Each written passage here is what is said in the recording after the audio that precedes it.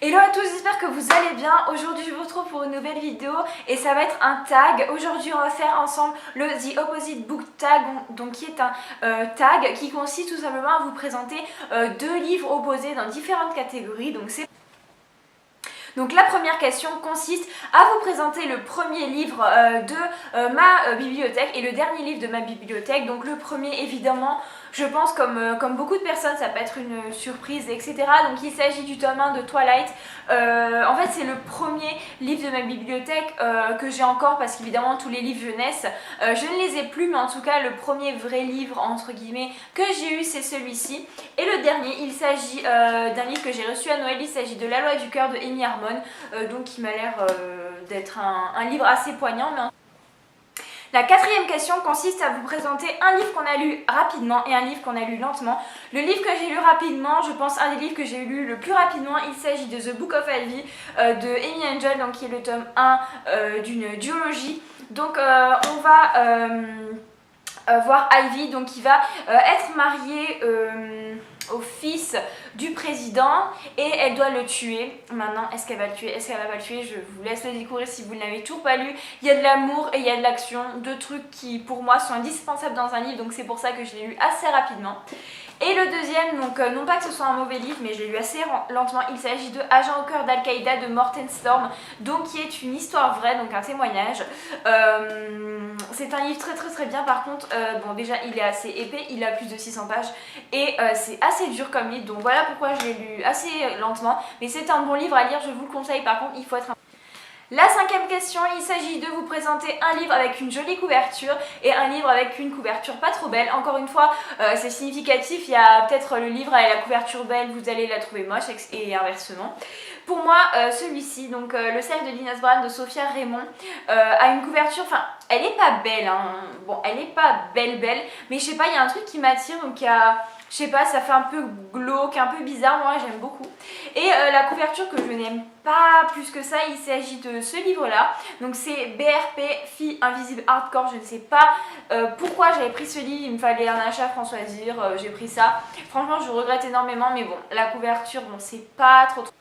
Pour la sixième question, il s'agit de vous présenter un livre donc national, donc je pense que par national ils veulent parler donc du pays quoi, écrit en France par exemple, et un livre international. Donc pour les livres nationaux, j'ai choisi Une vengeance catalane de Michel Barbe, donc qui est un livre qui a été écrit dans ma région par un auteur de ma région, donc en plus d'être national, je suis régionale pour le coup.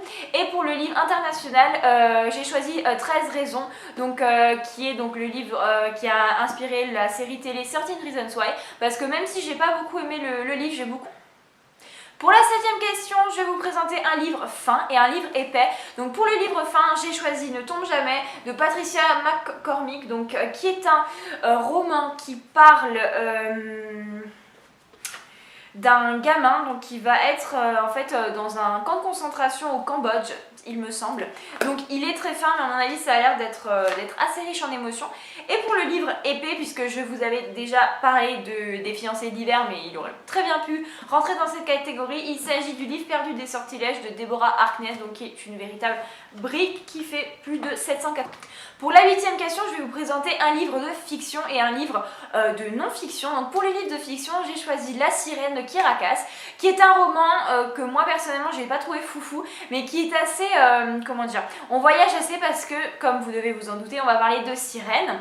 Et le livre de non-fiction entre guillemets, j'ai choisi Nos faces cachées, donc qui est un roman très réaliste et que j'aime beaucoup, qui est assez triste. Neuvième question, je vais vous parler d'un livre romantique et d'un livre d'action.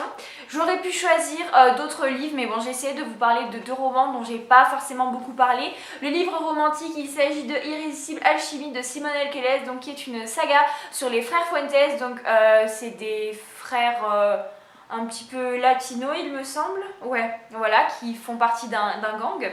Et pour le livre d'action, il s'agit de Partials, donc de Dan Wells, donc que je n'ai jamais lu, qu'il faudrait que je lise, mais qui clairement, je pense pas qu'il y ait...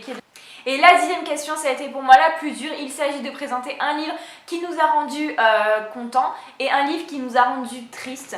Alors évidemment, au début, je voulais vraiment choisir qu'un seul livre et vous dire bah celui-là il m'a fait les deux. Mais je me dis bon quand même, faut répondre un petit peu au challenge. Donc je sais que j'en parle tout le temps, mais After, c'est vraiment un livre qui me procure à la fois de la tristesse et de la joie. Donc After, et après j'en parle plus.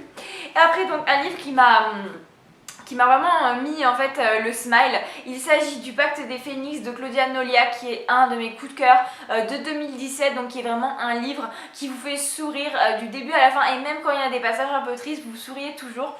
Et le livre qui m'a fait pleurer, vraiment pleurer, même si au final c'est un excellent livre, mais il m'a quand même assez fait pleurer, et je me souviens m'être endormie dans mon lit le soir et juste repenser à ce livre encore et encore. Il s'agit de Sous la même étoile de Kelly York.